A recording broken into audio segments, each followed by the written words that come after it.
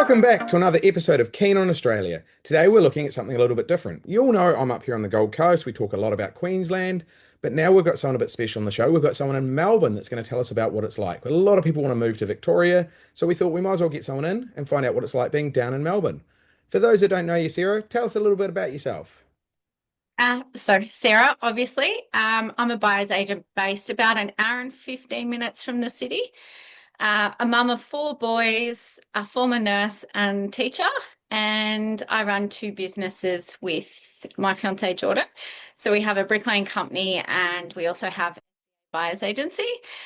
I guess I started this because I know what it's like to be the butler with a dream. I've bought the wrong house. I've been knocked back for finance. I've been there. So I know how hard it is to do it on your own, and I just believe everyone needs someone in their corner. So yeah, that's me. Nice, and you've moved around a bit, but what drew you to Melbourne? Um, oh, Melbourne. So it's definitely not the rainy days. It's the culture. It's the food, the sports. We're very big on sports. And Melbourne just has, I don't know, it has everything. It has the sports, the food, the city life, but also we have that country feel as well. I'm an hour and 15 minutes away from the city, so I've got the best of both worlds. Nice. And Melbourne has got that reputation for being one of the most livable cities in the world. What do you think that actually makes it so appealing to people? What's the things that make it stand out on that list? Um, for myself, personally, it's the sporting, the culture. It also has really good, I guess, if you're career driven, it has some really great spots for career, and also it has that real family drive. So there's some spectacular schools here as well. And I honestly believe some of the most spectacular beaches. So I guess it's lifestyle, whether you love food, shopping, work, or you're just here for the beach and want both of the best of both worlds. Yeah, I think You've Victoria's the spot. you've got these amazing beaches, but you have to say the water's probably a little bit colder, isn't it? Yeah, can't say I've swim in them. Yeah, oh, look, free ice bath. Nice, nice. And obviously you've been around Australia a lot. What are some of the big differences between, say, like Brisbane, Sydney, and Melbourne?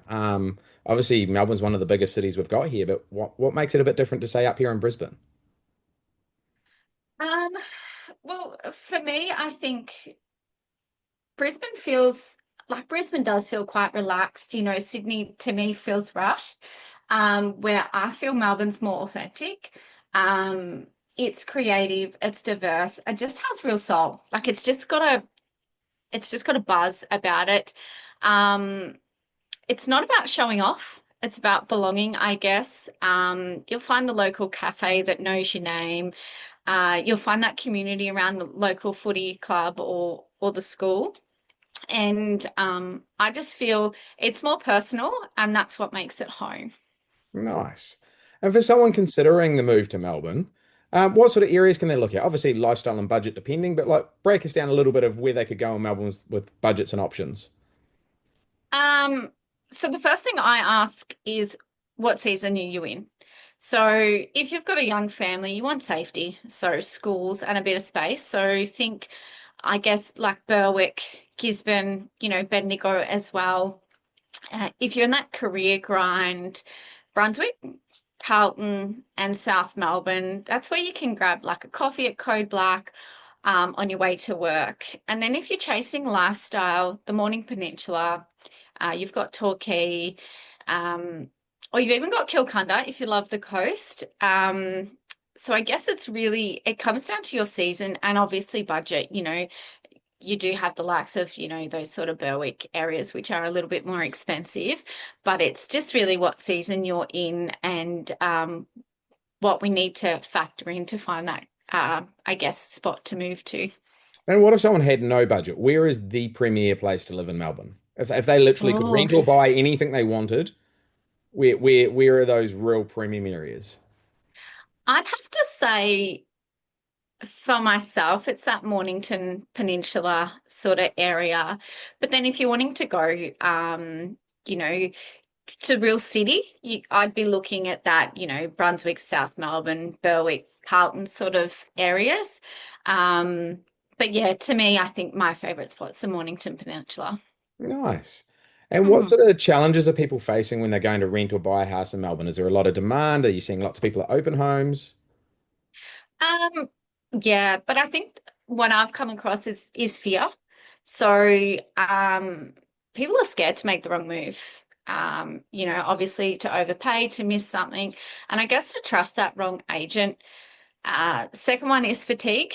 Um, Obviously, you know yourself, Darren, like this process can chew people up. Um, and obviously that's where we both come in. But it's just not doing, look, to be honest, I think it's people are trying to follow the flashy reels, the flashy, posters, but they're not buying or renting for their season in life. So they're not, they're listening to everyone else around them, but they're actually not buying or renting where they need to be.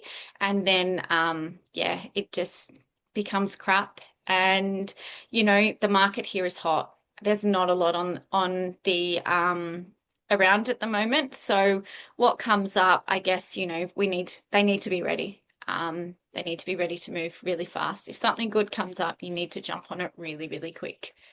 So you're saying Melbourne's super hot at the moment, quite competitive, a lot like up here. What are a couple of tips you could give newcomers to make sure they do get ahead? If they're going to have a crack at it, what are the things that need to be important? Well, to me, it's obviously, if you're buying here, you need a pre-approval. You need to know your budgets, your three numbers.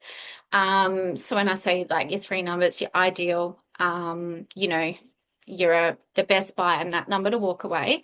And relationships is vital. So, having that relationship with agents, it can be quite hard and a long process to build that rapport with agents. But yeah, like it's so vital to have those relationships. And I guess my biggest one would be, um, I guess, understanding the suburb and the season that you're in. Um, so that, if that ideal home jumps up, you've got your pre-approval, you're ready to go, and you're not going to be left behind in the crowd. And I guess my biggest one is a lot of schools are zoned here. So, if that's important for you, for your children to have good schools, you need to make sure that where you're buying or renting is actually in that zoning. And yeah, don't buy or rent something unseen. Nice. And do you mostly work with renters or buyers, or you can help both? So personally, I just mostly work with buyers. Watch that space. But yeah, I can absolutely help both. But yeah, majority of my clients are buyers, relocators here. Yep. Cool. And for someone completely new to Melbourne, what is the one key thing they should know before arriving? Doesn't even have to be property. Just what do they need to know that's going to be, if they've never been there, they just threw a dart, picked Melbourne on the map, and they rocked up. What do they need to know? Bring a jacket. Seriously. Bring your Kathmandu or your thermals. Yeah, it's what the 31st of October and it's actually raining here. So, no, seriously, the weather here, it can be the four seasons in one day. Um, but just bring an open mind. Like, honestly, every suburb has its own personality. You've got Brighton Beach, it's stunning, can be a little bit pricey. St Kilda has that, cool energy. Bendigo has history and warmth. And I guess the best way to learn about Melbourne is to walk it. Find your local cafe, talk to the barista, go to a local game. The city opens up when you do, I guess. Yeah, but seriously, bring a jacket. Awesome. And Melbourne's pretty well known worldwide for its public transport system. If people pick the right areas in that, can they be without a car and still get around and all those sorts of things? Like, how good is the public transport in Melbourne? It's set up so well. So you've got the trains, you've got trams, you've got regional lines that actually work. So we've had all the upgrades to the suburban rail loop. We've got the express or the regional express lines, which have made regional living a real option. And I honestly believe that's why, you've got the likes of Bendigo, Ballarat, and Geelong are exploding because you can have that more space, more lifestyle, and you're still commuting when you need to. I think, the trains from Bendigo leave every hour and it takes you an hour and 15 minutes to get in. So, yeah, I'd much rather not drive in Melbourne than because, yeah, 5Ks can take you literally 45 Okay, minutes. I'm going to stop you there too. Driving in Melbourne. What on earth and why are you the only place in the world with a hook turn? And explain it to Yeah, people that don't know what it is. look, Oh, actually, I do you know what it is and you live there? okay, I was going to say if I actually had to do a hook turn now for a license, I'd probably fail.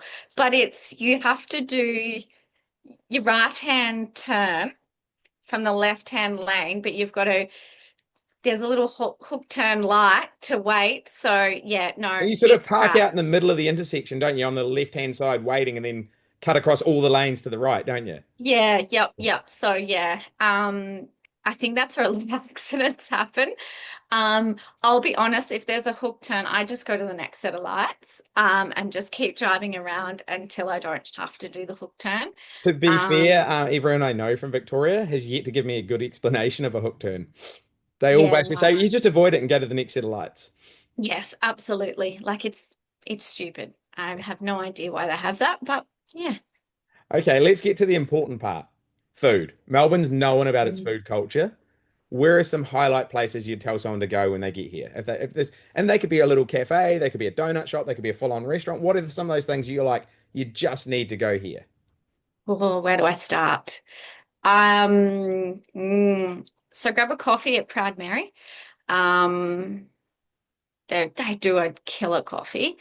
Um, Brunch at Kettle Black. Um, and dinner. Nomad, Melbourne. And I guess if you really want something special, I don't know if I pronounced this correctly, but I think it's Rain at La Rue in the CBD. So, it's really, really spectacular. Highly, highly recommended, even if you're just coming into the city, like just, yeah, really, really, that's really good. Um, I bang on about Kilcunda Beach. Like, if you haven't been, like, honestly, get there. You can spot the whales. They got a cool little fish and chip shop there too. Um, Phillip Island, I guess. Phillip Island, there's a cool little coffee shop there. I actually And it's don't know the right next name to a of it. racetrack, so that's great. Yeah, that's right. And you can go see the penguins. But yeah, it's just she's just like a little, the coffee caravan things, whatever they call them, Yeah. the coffee vans. She does a really mean coffee and has some really cool dog treats. So if you've got a dog, it's pretty cool. Um, I'm going to have Great to throw Ocean one Road. more in there. Yep. If you're out by Chadstone, there's the largest mall in the Southern Hemisphere there. There's heaps of Asian choices and whatnot, and Seoul Garden Korean barbecue. The atmosphere and the fun is just a great night out for an all-you-can-eat Korean barbecue. Sarah and I were actually there about a week ago when we were in the conference, and we went out with a group of friends, and it was just a good fun night, and it wasn't expensive. So Melbourne has everything to cater for everyone food-wise, doesn't it? Oh, absolutely. Like, yeah, every sort of cultural yeah, place. Like they got some really cool ice cream shops. Torquay's got a really cool ice cream shop. Um, yeah, if you've got fussy kids too, like good old Macca's, no. Um, yeah, I don't know. Like there's so much. You've got the AFL, like you've got a cool couple of cool hip, I guess, pubs across the road from the G. So they're pretty cool if you're going before the footy. Um, I guess Melbourne's really coffee, coastlines, and it's really all about the food, isn't it? Yeah. Um, yeah, some really cool Italian joints along Collins Street as well. So, um, but yeah, if you love a coffee, Proud Mary's really good. And then I guess if you're coming into regional, we got Percy and Percy's. That's pretty cool. We've got the Early Worm coffee joint. He's just opened up. He's got a really really good coffee. Um, yeah. Sweet. And if you like fish and chips, Pete's Fish and Chips and Kangaroo Flat. Oh, that's a It's must. Look, great. that is actually a bit of a thing in New Zealand for Kiwis when they move over. When you buy a house, The first night you normally just have fish and chips on the floor because you haven't sorted anything and everything's not unpacked. So that's a very cultural thing almost. Yeah, So yeah. that's a great tip. Someone that's going to look at moving to Melbourne, they're sitting there thinking, yep, I'm going to do it. What's the one tip you should give them they should do? Oof, what's the one tip? Um, Move for them, for themselves, to to the area that's going to suit their season and their family, not with everyone else. And I guess start with clarity in your why. Like it's pretty huge on um yeah, your clarity, your why. Are you moving for work, lifestyle, family, um, those sorts of things. I think like it's not, I don't know, that's a really hard one to be honest. I think it's really got to be starting with clarity and your why, like why you're moving, for lifestyle and for family, and then it's getting everything in place to actually move here and for that move to be stress free, as less as stress free as it possibly can. Whether that's getting your finance sorted, building a team, your broker, sourcing out a buyer's agent, your conveyancer. I guess the right team, it saves you more than you realize. Like your time, there's the money, your sleepless nights, and once that's in place, you can buy from a place of peace and not panic. I guess that's sort of my biggest one is, yeah, starting with that clarity and your why. Nice. I actually love that. Peace, not panic. That's great. And that's a big thing around with what I do as well with helping people move. It's one of the most stressful things you'll do in your life. But if you can get your education and do your planning in and know your why, it can be made a lot easier. Look, I have to say thanks. It's been amazing having you on the show, Sarah. I'm sure we'll have you back again. Thanks for filling us in all about Melbourne. And if anyone wants to get in hold of Sarah and move to Melbourne, obviously she's here and she's able to help. Just reach out to me. I'll put some information in the show notes. And like I say, I'd just love to say thanks again for being on the show. No, thank you. Thanks for having me. It's been good. And yeah, come to Vic, not sunny Gold Coast.